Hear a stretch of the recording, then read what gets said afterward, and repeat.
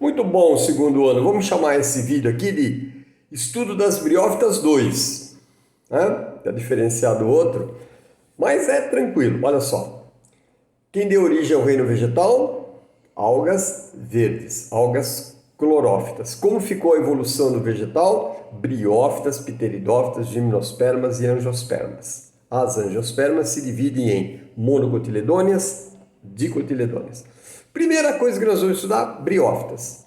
E eu comentei com os senhores que todos os vegetais do planeta, todos, vão se reproduzir por ciclo de vida haplodiplobionte. Portanto, existe uma fase esporófito, cuja função é fazer esporos, e uma fase gametófito, cuja função é fazer gametas. Existem três tipos de ciclos: haplobionte, diplobionte e haplodiplobionte. Haplodiplobionte é dos vegetais. Professor, haplodiplobionte tem uma fase esporófito, cuja função é fazer esporos, e uma fase gametófito, cuja função é fazer gametas. Os gametas nos vegetais são anterozoide, é o gameta masculino, e oosfera é o gameta feminino.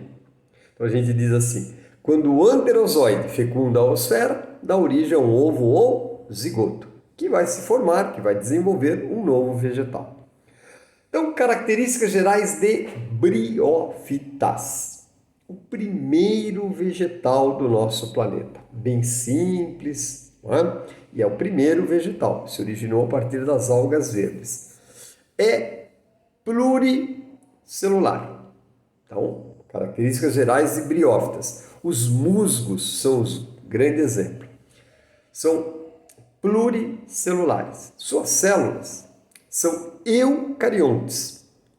E eles são, como todo vegetal, autótrofos. Claro, fazem fotossíntese, né? Transformam matéria inorgânica em matéria orgânica. Então, citando características do primeiro vegetal, briófitas, né? Primeiro ser vivo vegetal na escala evolutiva, briófitas, pteridófitas, gimnospermas, angiospermas, que se subdividem em monocotiledônia, dicotiledônia. Primeiro, briófitas. Você vai ver que eu vou citando características à medida que for evoluindo o reino vegetal, a gente vai aprendendo mais sobre essas características importantes. Que eles são todos pluricelulares, creio eu que vocês não têm nenhum problema.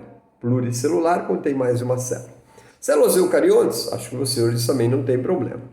Serem autótrofos, ou seja, transformarem matéria inorgânica em orgânica, fazer fotossíntese, também não creio que haja problema. Mais características de briófitas. São plantas chamadas avasculares. Professor, o que significa uma planta ser avascular? Significa que ela não possui vasos condutores de seiva.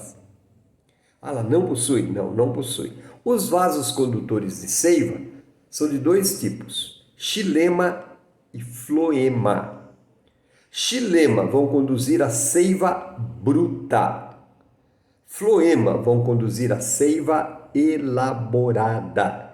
E as briófitas não apresentam esses vasos, ou seja, briófita não tem nem xilema nem floema.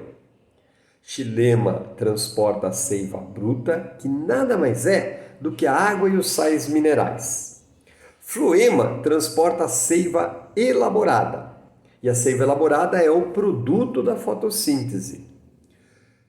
Tem até uma questão interessante, vou até comentar com os senhores. Foi feita uma experiência com 2 tubos de ensaio contendo seivas. E pediram para que um estudante prove as seivas. Ele provou a seiva do tubo 1 e disse o seguinte: tem gosto de nada. Tá bom, prova agora do tubo 2. Docinho. Aí perguntavam, com essas informações, que tipo de seiva e qual é o vaso de transporte. Vejam, seiva bruta é a água e os sais minerais. E a água tem como característica inodora, insípida, né? Não tem cheiro, não tem sabor, tal. Então, quando ele provou o tubo 1 não tinha gosto de nada, era seiva bruta.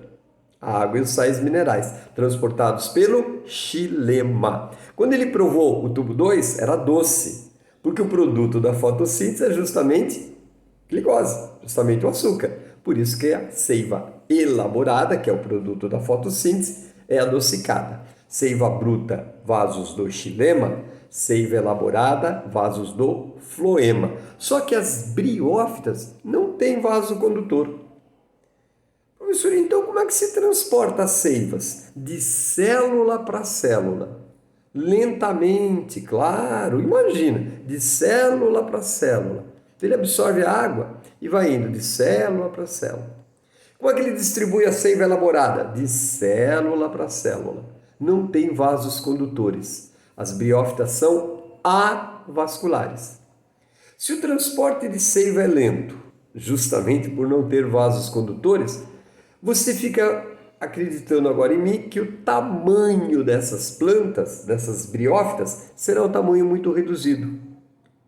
Claro, professor, serão plantas muito pequenininhas. Elas não podem ser grandonas, gigantes. Já pensou? Levar seiva, célula por célula, uma planta de 2 metros, 5 metros, 10 metros? Então, as briófitas são pequeninas plantas, pequeno porte.